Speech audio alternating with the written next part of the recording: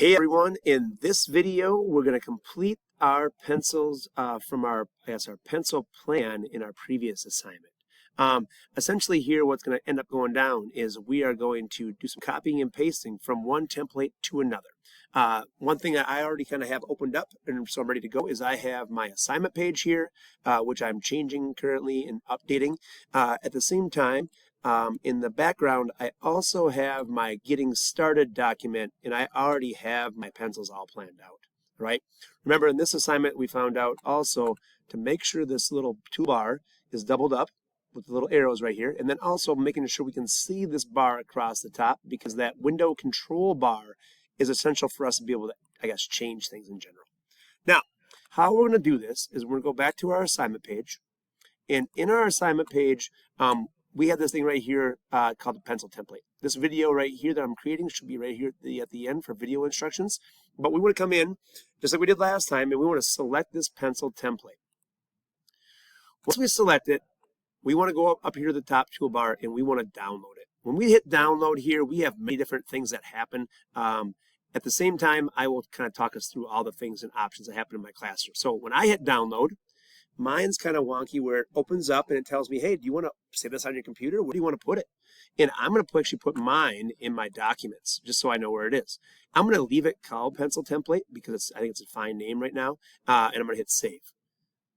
And it says, it already exists, I already placed it. I'm going to hit yes just because I already have probably numerous pencil templates on there.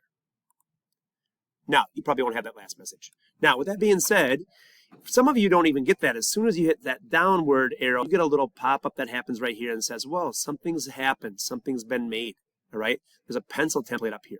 And what we want to start by doing is we want to go into that, and what we want to do is we want to open this up, all right? And that is right over here, okay, in the open.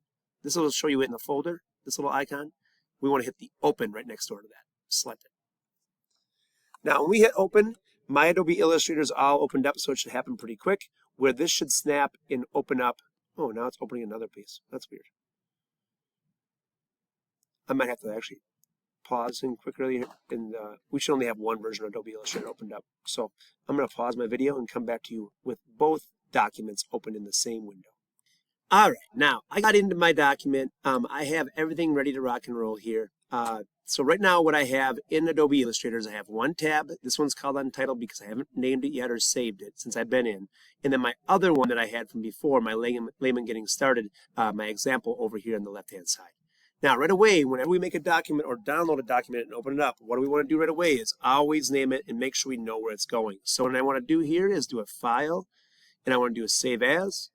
When I do a save as, my window is ridiculously huge right now, but I want to make sure I can see save on my computer. All right, we're not going to save it on the cloud. We're actually going to put it on a computer and put it right on the desktop, or not the desktop, but in the document. So I'm going to hit save on my computer, and this is where I get to go in and name it first of all. So I'm going to call this pencil, and it might be pencil 1 or pencil 2.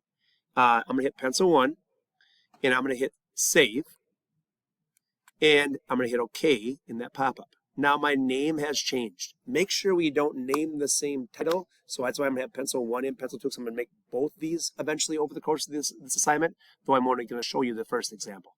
Now, what we need to do this is understand this space that we're looking at in this document is a 5/16 inch tall, which is how thick a pencil is, by 2 inches wide or long. And what that is the same exact space that we have right here in this document, all right? It may look a little different, but it's that same exact space. If we zoom in and zoom out with our scroll wheel, it'll look a little more true to that size. Now, that being said, the next thing we're going to do is go back to our previous document. We're going to use our selection tool, which is the upper left-hand corner, select, to select that first text box, all right? I just have them labeled number 1 and 2, so we obviously know that you don't have to put the number 1 and number 2 on there. After I select it, I'm going to do a Control-C, which is a Control-C on my keyboard, which is copying it to my clipboard. And I go over to here, and I'm going to do a Control-V. This may plop it in kind of a random spot, but that's just fine. Things I want you to know about this document are, first of all, this is a hexagonal pencil. So this blue space that we have right here is actually the tip top of that hex. If you want it to be there, you want to make it fit inside that space. If you're not worried about that at all, you can laser engraving this entire space, which is the entire thickness of the pencil from top to bottom. Now, what I want to do is click and drag to put my piece where I want it. And then I want to use my selection tool to click and drag and move these things around and make them, well, use the majority of the space. At the same time, fit so we don't have things falling off. All right, so I'm going to go Layman Bears are number 1. I'm going to make sure it fits in that space that way.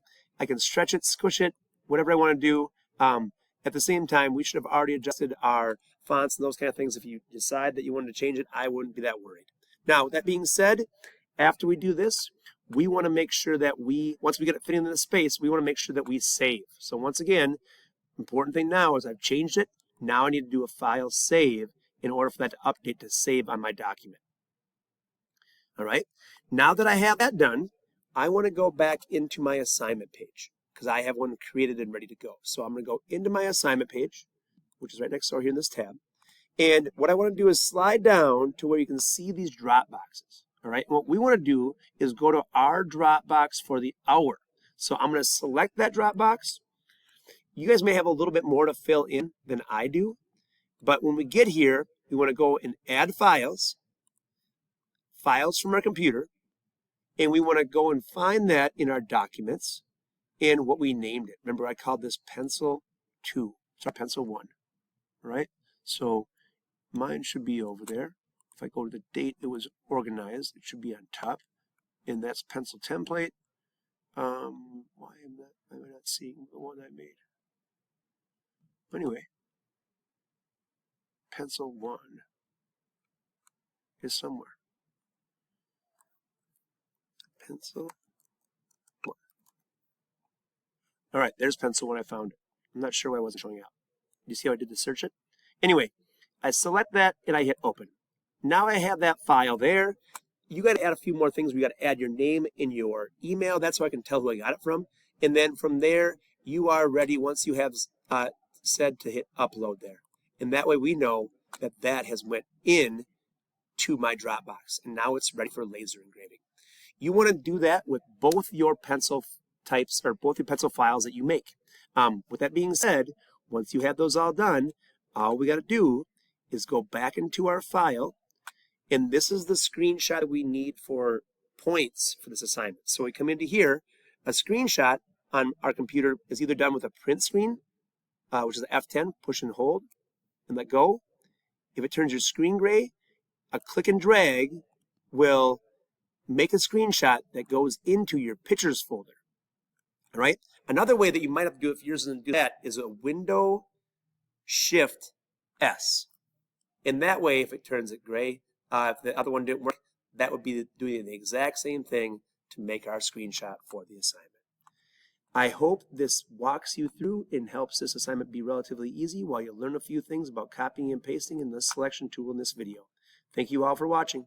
Have a great day.